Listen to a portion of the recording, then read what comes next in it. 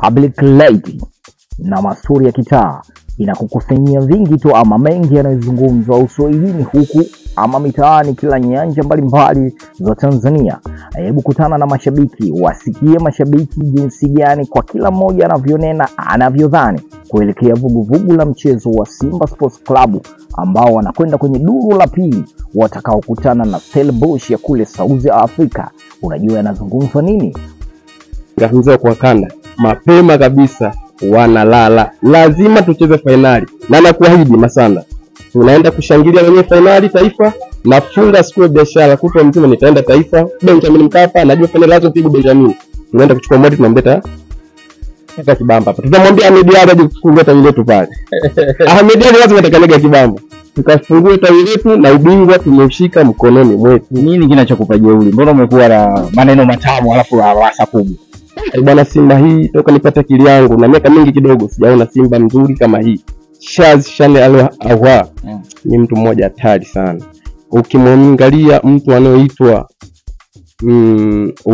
huyu nani Elia Mpanzu, na mwangalia kama Emmanuel Okwi anakuja anatoka, lakini namuona yule mtu ni hatari sana, ni hatari, hajawahi kutokea. Na waidi wana Simba msiwe na wasiwasi, ondoeni shaka, ubingwa mwaka huu unakuja Simba Sports, na wala msiwe na wasiwasi kwa sababu Simba rangi yetu rai, japokuwa leo sina jezi ila na waidi hii rangi mwaka unafanya vizuri na tunatoboa na ubingwa siku ya leo. Tunamwambia Mama Samia Suluhu Hassan ikiwezekana finali atuweke goli hata milioni 50. Tutakwenda South Africa ikiwezekana atuweke hata goli milioni 30 kama aliweka Zanzibar milioni 20. Mimi nakwambia kabisa Simba hawezi kupata ushindi kule. Kwa nini? Umeuliza wewe, si nimfunga ni maneto wako na yeye anashindwa kukufunga kwake.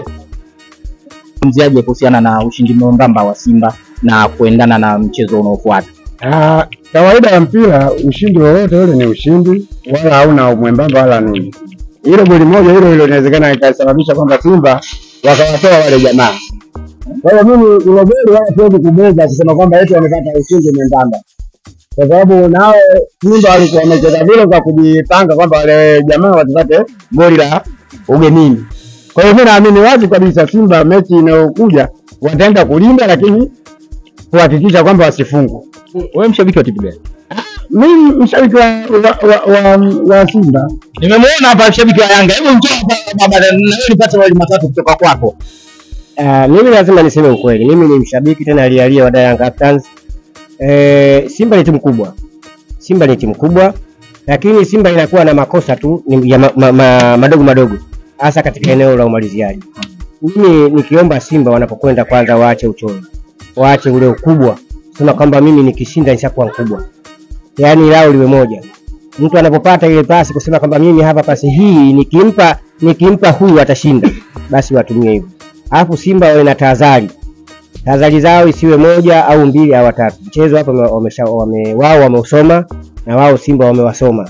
Kwa hiyo Simba wawe na tahadhari sana, wawe wanashambulia kwa nidhamu zote.